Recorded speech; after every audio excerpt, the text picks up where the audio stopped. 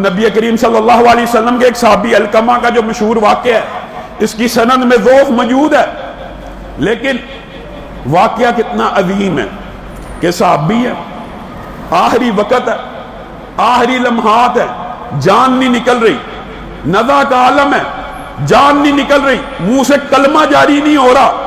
نبی کریم صلی اللہ علیہ وسلم کے پاس صحابہ دوڑتے ہوئے آتے ہیں، آپ کا صحابی ہے، یہ کیسے ہو سکتا ہے نزع لگ جائے، منہ سے کلمہ جاری نہیں ہو رہا۔ نبی کریم صلی اللہ علیہ وسلم تحقیق کرتے ہیں، تفتیش کرتے ہیں، پوچھتے ہیں والد زندہ؟ والدہ ہاں والدہ زندہ ہے۔ کیا معاملہ ہے؟ اس کو بلایا جائے۔ والدہ کو کہتے ہیں کہیں بچے سے ناراض تو نہیں تھی؟ کہا نہیں، بچے نے کیسی خدمت کی؟ بہت اچھی خدمت کی۔ کیسا گزر بسر کیا؟ بہت عمدہ اطاعت کی۔ کوئی دل میں بات ہے تو بتلا دے۔ ہاں آقا ایک بات ہے، ایک بات ہے، اطاعت کرنے والا تھا، فرما بردار تھا، ہر کام کرتا تھا، لیکن ایک بات میرے دل کو بری لگتی تھی، میں جب بلاتی تھی، جب کوئی کام کہتی تھی، میرے کام ضرور کرتا تھا، لیکن آگے سے تیز تیز بولتا تھا۔ اچھا ماں میں یہ کرنے لگا ہوں، اچھا ماں میں جاتا ہوں، اچھا ماں رکیے۔ تیز تیز بولتا تھا، گالی نہیں تھا نکالتا، والدہ کو برا بلا نہیں تھا کہتا، صرف جواب میں تیزی اختیار کرتا تھا۔ اس وجہ سے دل میں ایک بات ہے۔ نبی کریم نے کہا لاؤ لکڑیاں، بلال کو کہا آگ جلاؤ، اس بچے کو آگ میں ڈال دیا جائے۔ ماں کے دل کو چوٹ لگی، یہ کیا کرتے ہیں آقا؟ اس کو آگ میں جلاتے ہیں، اور اگر تو نے اس کو معاف نہ کیا، یہاں نہیں اس آگ میں جلے گا جس کی حدت اور شدت اس دنیا کی آگ سے زیادہ ہے۔ اس کو معاف کرتی ہے یا میں اس کو آگ لگا دوں؟ والدہ کی آنکھوں میں آنسو آ گئے، کہا میں تو اس کو دل سے معاف کرتی ہوں۔ ابھی منہ سے یہ الفاظ کہے، علقمہ نے کلمہ پڑھا، اشہد ان لا الہ الا اللہ واشہد ان محمد عبدہ ورسولہ، لا الہ الا اللہ کا کلمہ پڑھا، جان جسم سے رخصت ہو گئی۔ اور جس کا آخری کلمہ لا الہ الا اللہ ہو وہ سیدھا جنت میں داخل ہو گیا۔ لوگوں، والدہ کی بات جریج نے حالت نماز میں شرعی عذر کے ساتھ نہیں سنی، والدہ کی بد دعا اتنے بڑے عابد کو لگ گئی، یہ نبی کا صحابی ہے، والدہ سے بدتمیزی نہیں کرتا، والدہ کے آگے تیز تیز بولتا ہے۔ عام معاشرے میں بھی یہی ہوتا ہے، بہت جو آج کل بھی دور حاضر میں بھی ادب بجا لاتے ہیں، والدہ کا کام کرتے ہیں، والدہ کا فون آ جائے نا، اچھا امی میں کر رہا ہوں، بس تیز تیز بولتے ہیں۔ والدہ ایک ایسا رشتہ ہے جس کے سامنے تیز بولنے کی اجازت نہیں ہے۔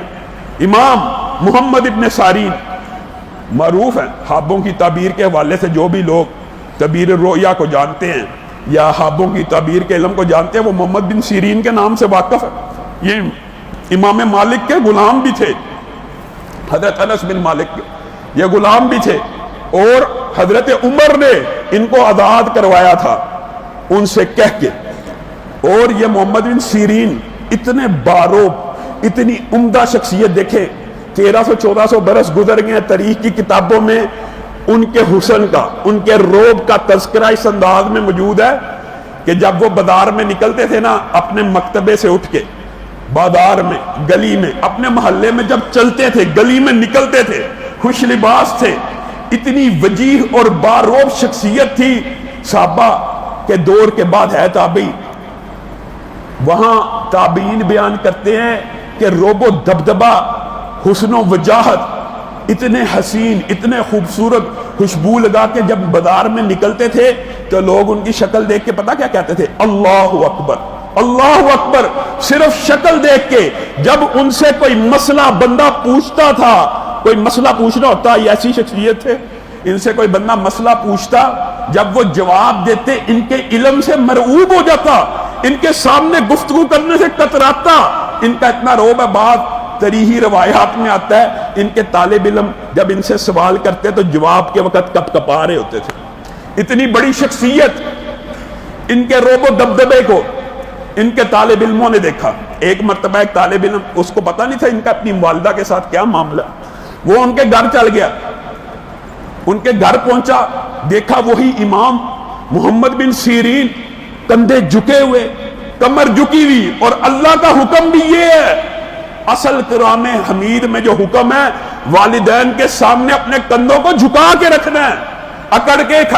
جس قرآن میں اللہ یہ کہہ رہا ہو کہ والدین کے سامنے کندھے چوڑے کر کے بھی کھڑے نہیں ہونا، واخفض، ان کے سامنے اپنے کندھوں کو اس طرح مؤدب اس طرح ادب سے جھکانا ہے.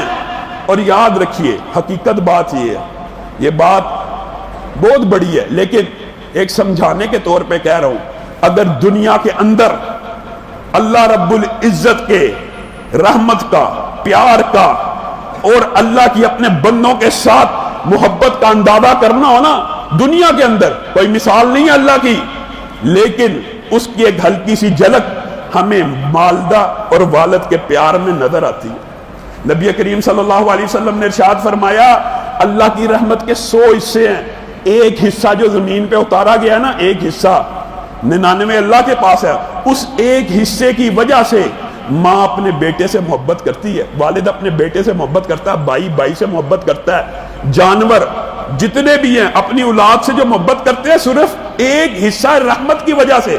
تو اگر کسی نے محبت کی، پیار کی، انس کی جھلک دیکھنی ہو تو والد اور والدہ کی اپنے بچوں سے جو محبت ہوتی ہے اس کی جھلک دیکھ سکتا ہے. لیکن رب اتنا رحمان ہے، رب والد اور والدہ سے بھی 99 گنا زیادہ رحمت اپنے پاس رکھے ہوئے ہے. وجہ کیا ہے؟ وجہ یہ ہے کہ اللہ کے ساتھ والدہ سے بندہ گستاخی کرتا ہے، والدہ کا دل دکھتا ہے، والدہ کو منا لیا جائے والدہ مان جاتی ہے، لیکن رب 99% زیادہ تیزی سے والدین سے بھی زیادہ. آپ دیکھیے کوئی بندہ والد والدہ کی کبھی دل توڑ دینا، ان کے پاؤں پڑ جائے، ان کو منانے کی کوشش کرے، ایک تھوڑی دیر میں مان جاتے، لیکن اللہ اتنا رحم دل ہے کہ 99% زیادہ تیزی سے اور 99% زیادہ رحمت اللہ کے ہاں ہے. اللہ تو کہتا ہے ساری دنیا کے بندے گناہوں سے زمین و آسمان بھر دے، مجھے منانے کی کوشش کرنی ہے نا، ایک دفعہ آ کے کہیں اے رب ہمیں معاف کر دے، ان کا رب مان جائے گا. لوگوں والدین اللہ رب العزت کا انعام ہے. محمد ابن سیرین کو دیکھا طالب علم نے کندھے جھکے ہوئے ہیں، حالت اس طرح کی کمزور ہے کہ جس طرح طالب علم محمد بن سیرین کے سامنے ہوتے ہیں وہ اپنی والدہ کے سامنے اس طرح کہتے ہیں کیا محمد ابن سیرین بیمار ہو گئے ہیں؟ کیا ان کی حالت بگڑ گئی ہے؟